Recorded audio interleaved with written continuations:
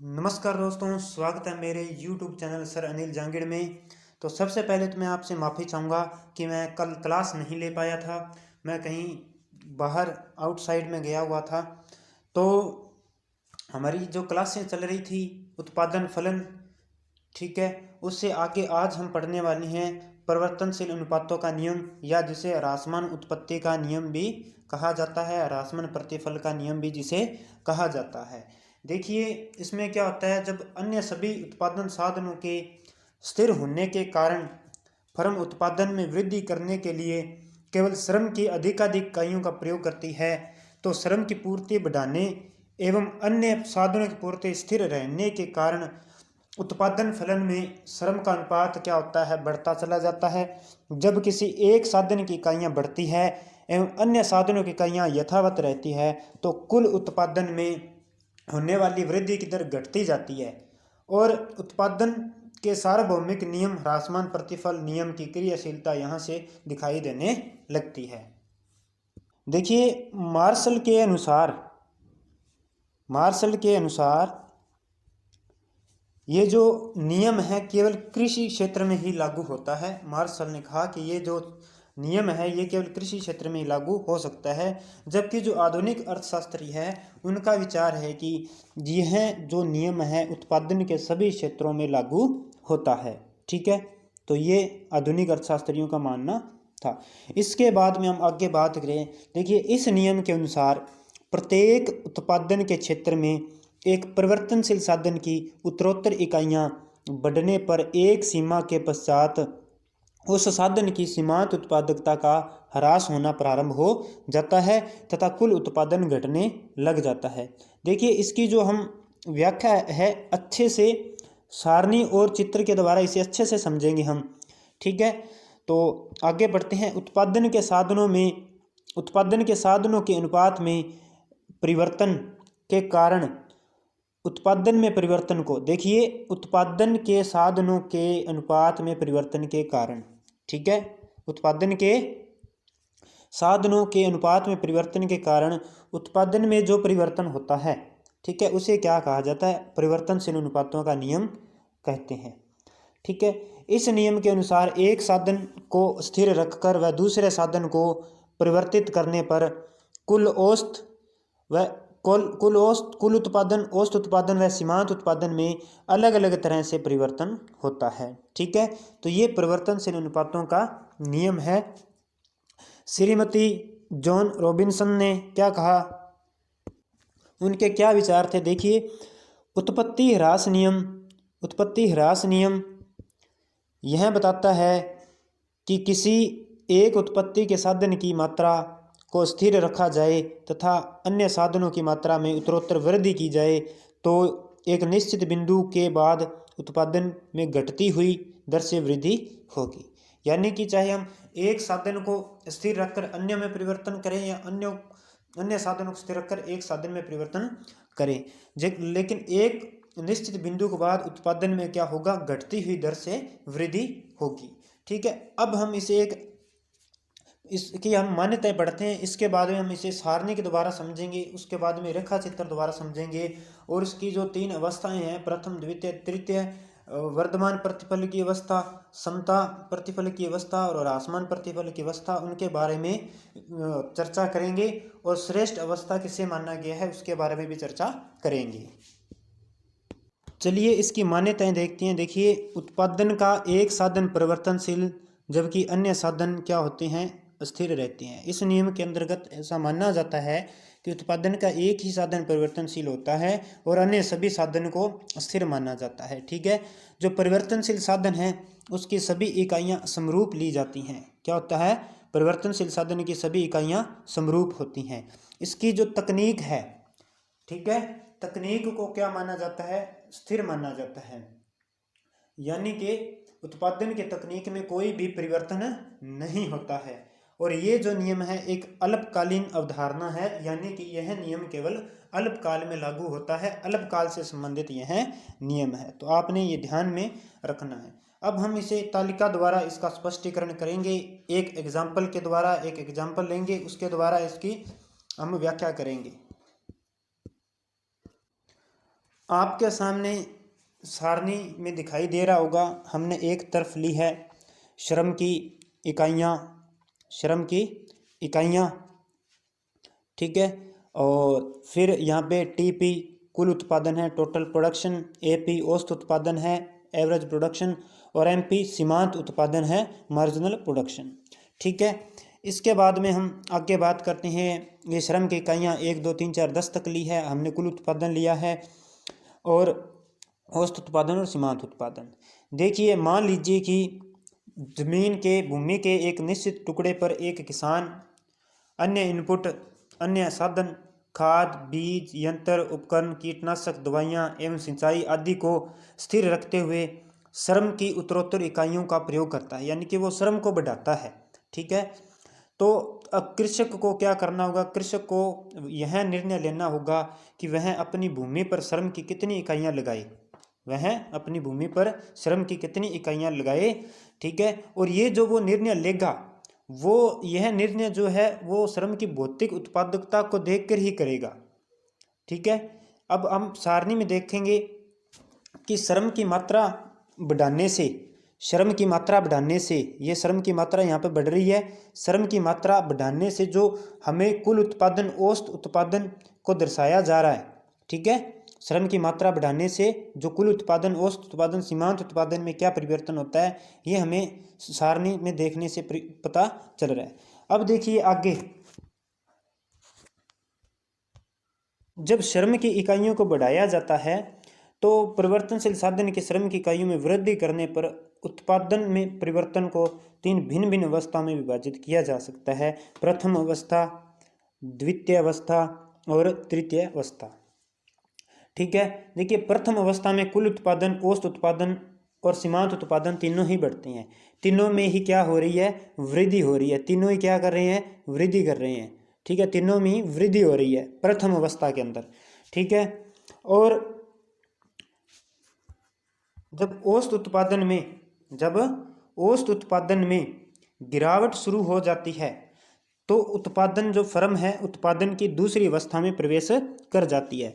यहाँ पर देखिए, यहाँ पर जो औसत उत्पादन में गिरावट शुरू हो जाती है तो यहाँ से वो दूसरी अवस्था में प्रवेश कर जाती है, यानी कि पहली अवस्था में तो तीनों में ही वृद्धि होती है, कुल उत्पादन, औसत उत्पादन, सीमांत उत्पादन, ठीक है। लेकिन इसके बाद में औसत उत्पादन घटने लग जाता है तो वहाँ पर जो है फर्म दूसरी अवस्था में प्रवेश कर जाती है, ठीक है। तो इस दूसरी अवस्था में कुल उत्पादन में वृद्धि की दर कम हो जाती है और एक सीमा के बाद यह वृद्धि दर रुक जाती है। दूसरी अवस्था में क्या होता है कि जो कुल उत्पादन जो है, ठीक है, उसकी वृद्धि दर कम हो जाती है, बढ़ता तो है लेकिन उसकी दर में कमी आ जाती है और एक सीमा के पश्चात वह रुक जाता है, ठीक है। और यहाँ पर देखिए जो सातवीं हमारी इकाई है, सातवीं इकाई पर कुल उत्पादन अधिकतम है, यहाँ पर सातवीं इकाई पर कुल उत्पादन अधिकतम है, 217 क्विंटल में लिए गए हैं, ये 217 क्विंटल है सातवीं इकाई पर, ठीक है। तो इसके बाद कुल उत्पादन क्या होता है, गिरने लग जाता है, इसके बाद में कुल उत्पादन गिरने लग जाता है, घटने लग जाता है इसके बाद में, ठीक है। यहाँ से उत्पादन की दूसरी अवस्था समाप्त होकर तीसरी अवस्था प्रारंभ हो जाती है। जब कुल उत्पादन घटने लग जाता है तब उत्पादन की तीसरी अवस्था शुरू हो जाती है। तीसरी अवस्था में श्रम की सीमांत भौतिक उत्पादकता क्या हो जाती है, सीमांत उत्पादकता ऋणात्मक हो जाती है। यहाँ पर आप देख रहे होंगे कि तीसरी अवस्था में जब आता है, फर्म तीसरी अवस्था में उत्पादन करती है तो जो है सीमांत उत्पादकता ऋणात्मक हो जाती है, ठीक है। और जो उत्पत्ति ह्रास नियम है एक सीमा के बाद क्रियाशील हो जाता है, ठीक है। और इससे पहले जो है उत्पादन के वर्धमान प्रतिफल एवं समता प्रतिफल नियम लागू हो सकते हैं। प्रतिष्ठित अर्थशास्त्रियों के मन में उत्पत्ति ह्रास नियम के समान नियम केवल कृषि के क्षेत्र में लागू होते हैं, जैसा कि मार्शल ने माना था कि ये नियम केवल कृषि के क्षेत्र में ही लागू होता है, लेकिन आधुनिक अर्थशास्त्री इसे क्या मानते हैं, सर्वव्यापक मानते हैं, ठीक है। उत्पादन के बढ़ने, स्थिर रहने और अंत में घटने की इस नियम को ही हम किस नाम से जानते हैं, परिवर्तनशील अनुपातों के नियम के द्वारा परिवर्तनशील अनुपातों का नियम जानते हैं, ठीक है। इसके लागू होने का देखिए मुख्य कारण क्या है, स्थिर साधनों के साथ एक साधन के अनुपात में परिवर्तन होना, साधन एक दूसरे के पूर्ण स्थानापन्न नहीं होते और यदि ऐसा होता है तो स्थिर लागतों से अनंत उत्पादन प्राप्त किया जा सकता था। तो उम्मीद करता हूँ कि सारणी के द्वारा आपको ये क्लियर हो गया होगा। अब हम बात करेंगे रेखा चित्र द्वारा स्पष्टीकरण। एक बार और थोड़ा सा क्लियर कर दूं कि जो प्रथम अवस्था होती है उसमें कुल उत्पादन, औसत उत्पादन और सीमांत उत्पादन तीनों में ही वृद्धि होती है, वो प्रथम अवस्था कहलाती है। और दूसरी जो अवस्था है उसमें उत्पादन बढ़ता तो है लेकिन उसकी दर थोड़ी कम हो जाती है, ठीक है, वो द्वितीय अवस्था होती है। और तृतीय अवस्था में जब सीमांत उत्पादकता ऋणात्मक हो जाती है तो वो तृतीय अवस्था होती है। इसके बाद में देखिए रेखा चित्र द्वारा स्पष्टीकरण, और साथ में हम बात करेंगे कि इसकी तीनों अवस्थाएं कौन कौन सी है।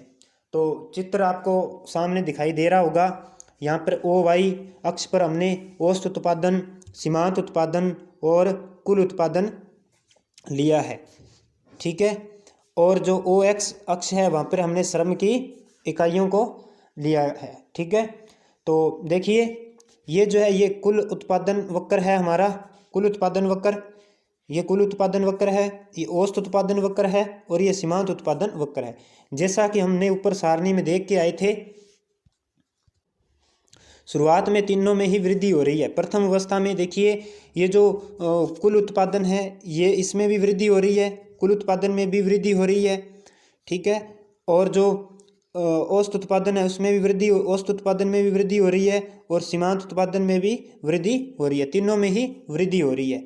और दूसरी अवस्था में हमने पढ़ा था कि उत्पादन जो है, कुल उत्पादन जो है वो एक सीमा के पश्चात आकर रुक जाता है, तो वो यहाँ पर लगभग क्या हो जाता है, रुक जाता है, इसके बाद में घटना शुरू हो जाता है, ठीक है।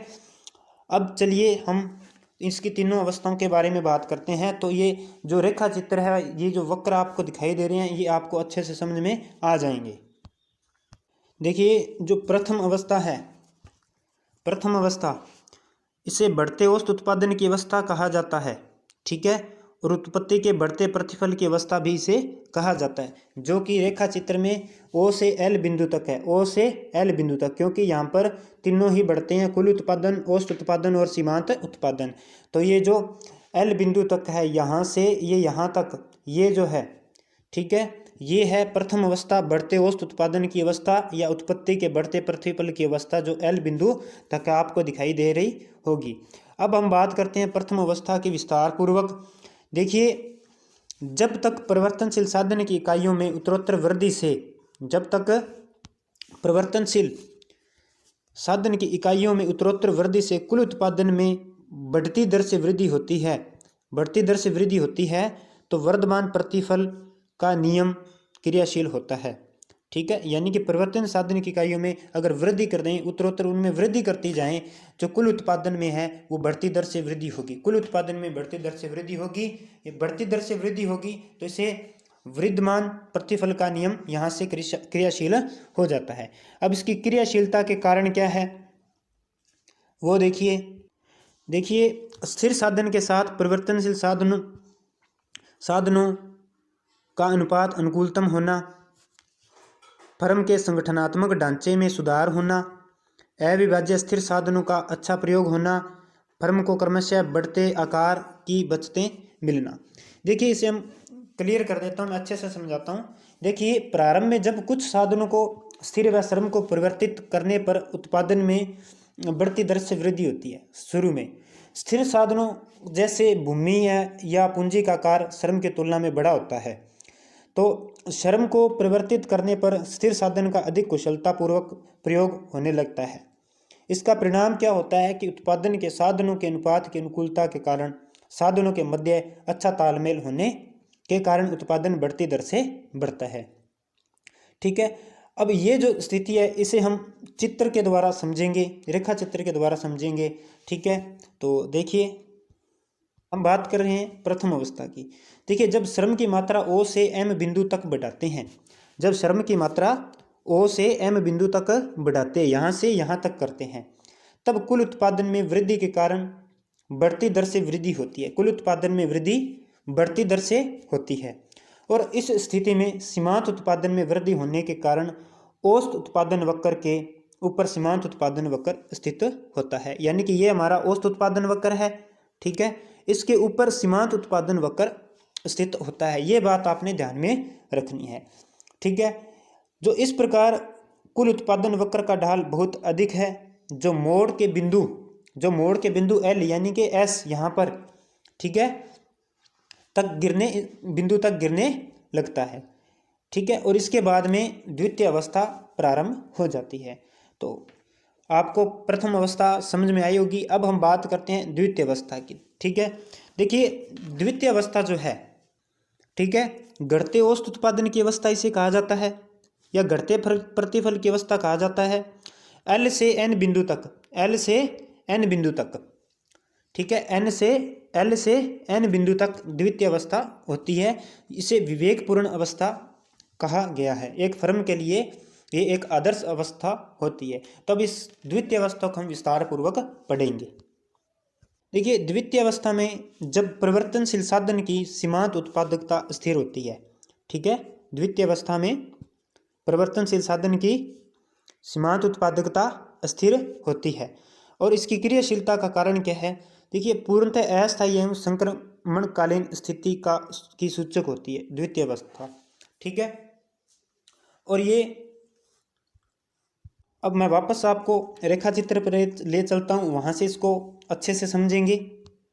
देखिए हम द्वितीय अवस्था की बात कर रहे हैं, तो जो उत्पादन की द्वितीय अवस्था है वो क्षैतिज अक्ष एल बिंदु से एन बिंदु तक होती है। क्षैतिज अक्ष पर एल बिंदु से एन बिंदु पर होती है। द्वितीय अवस्था में कुल उत्पादन में घटती दर से वृद्धि होती है, ठीक है। जो कुल उत्पादन है द्वितीय अवस्था में उसमें घटती दर से वृद्धि होती है। द्वितीय अवस्था के बाद साधनों की अनुकूलता क्या हो जाती है? समाप्त हो जाती है। और विशेष स्थितियों में स्थिर साधन जैसे भूमि है, पूंजी है तथा श्रम का आकार अनुपातिक होता जाता है। स्थिर साधनों तथा श्रम के आकार की अनुपातिकता के कारण उत्पादन क्या होता है? समान दर से बढ़ता है। जब द्वितीय अवस्था एल बिंदु से प्रारंभ होती है, यहाँ पर देखिए जब द्वितीय अवस्था एल बिंदु से प्रारंभ होती है तब सीमांत उत्पादन वक्र जो है औसत उत्पादन वक्र को काटते हुए बराबर होता है। यहाँ पर जब एल द्वितीय अवस्था प्रारंभ होती है तो वहाँ पर जो है सीमांत उत्पादन वक्र औसत उत्पादन वक्र को, जहाँ पर औसत उत्पादन अधिकतम होता है वहाँ से काटते हुए बराबर होता है। और इस बिंदु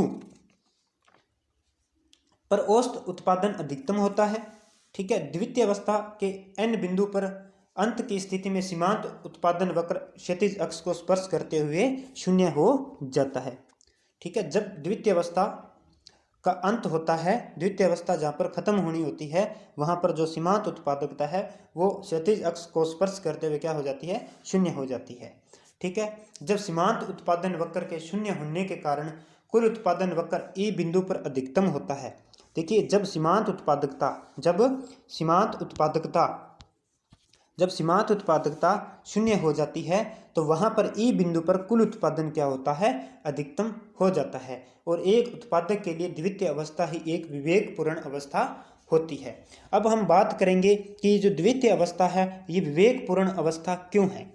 देखिए एक उत्पादक की विवेकपूर्ण उत्पादन की अवस्था देखिए उस स्थिति में होती है जब दी हुई लागत में उत्पादन अधिकतम किया जा सके। जो भी उसकी लागत है, जो भी उसे उत्पादन करने की उसकी लागत आई है उस लागत में उत्पादन को अधिकतम किया जा सके, ठीक है। और इस प्रकार एक द्वितीय उत्पादन की लागत क्या होनी चाहिए? न्यूनतम हो जाए।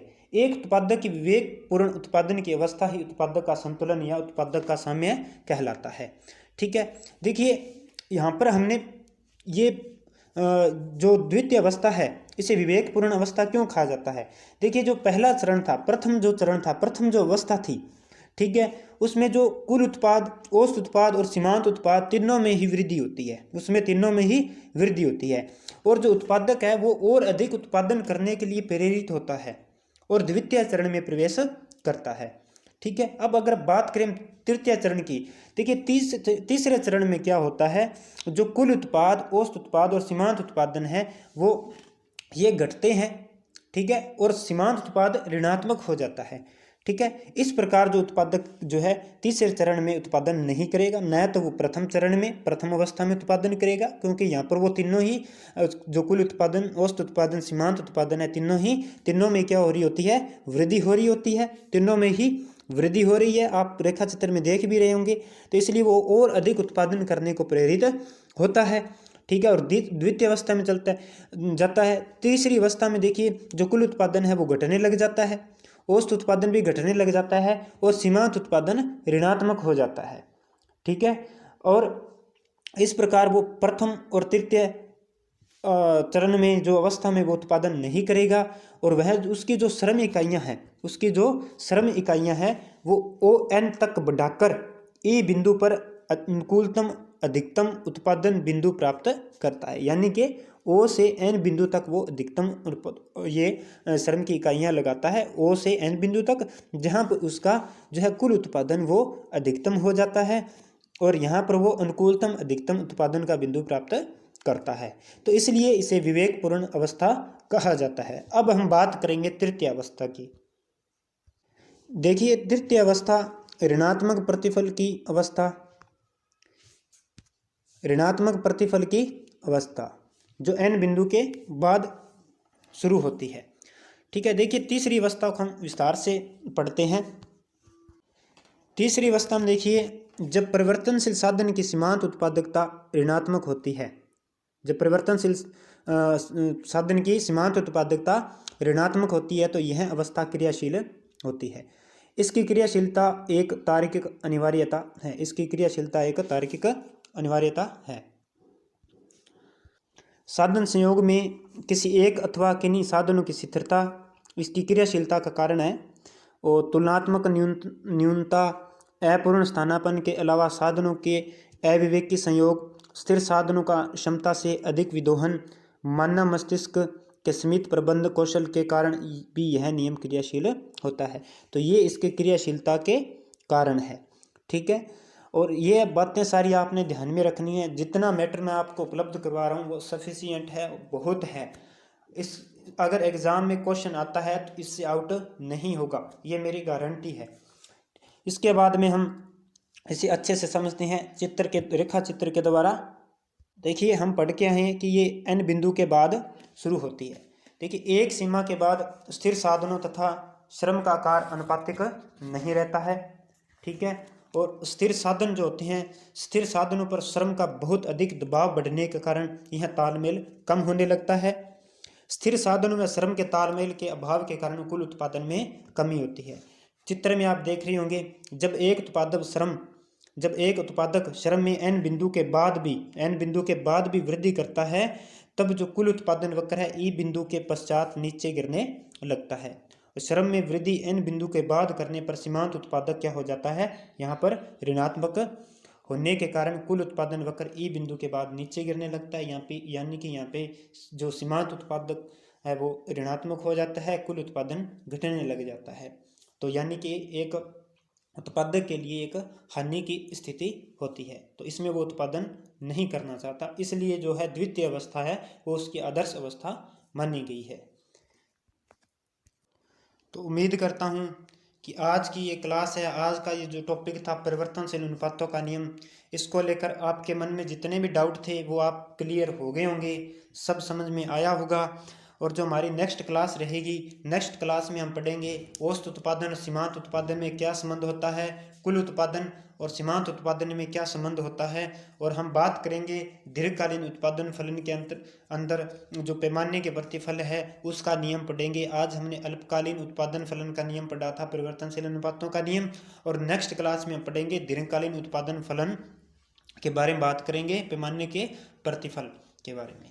और आपके कमेंट आते रहते हैं कि सर आप हमें कोर्स पूरा करवा दोगे क्या, तो निश्चिंत रहिए, मैं अपनी पूरी कोशिश कर रहा हूँ। जैसे ही टाइम मिल रहा है मैं आपके लिए क्लास प्रोवाइड करवा रहा हूँ, क्योंकि मुझे इतना टाइम मिल नहीं पाता, क्योंकि सुबह 7:30 बजे से जो है क्लासेज शुरू हो जाती है, 10 बजे तक क्लासेज रहती है, उसके बाद में स्कूल टाइम शुरू हो जाता है, 4 बजे तक स्कूल टाइम रहता है, उसके बाद में 4:30 बजे फिर से ऑफलाइन क्लासेज शुरू हो जाती है जो कि 7 बजे तक चलती है। उसके बाद में मैं आपके लिए क्लास का मैटर तैयार करता हूं, तो मुझे रात के 12 12:30 बज जाते हैं, आराम से इतना टाइम हो जाता है। और मैं फिर भी कोशिश कर रहा हूँ कि डेली की आपको क्लास दूँ, क्योंकि मुझे पता है, मैं खुद इस कंडीशन से निकल के आया हूँ कि फर्स्ट ग्रेड इकोनॉमिक्स की जल्दी से कोई कोचिंग नहीं मिल पाती है। तो इसीलिए मैंने ये प्लेटफॉर्म चुना है कि मैं मेरे जरिए आप सबकी जो है तैयारी अच्छी से तैयारी करवा सकूं। तो आप प्लीज़ चैनल के साथ जुड़े रहें और इसे ज़्यादा से ज़्यादा शेयर करें, ताकि आप जैसे और भी साथियों का इसमें फ़ायदा हो सके।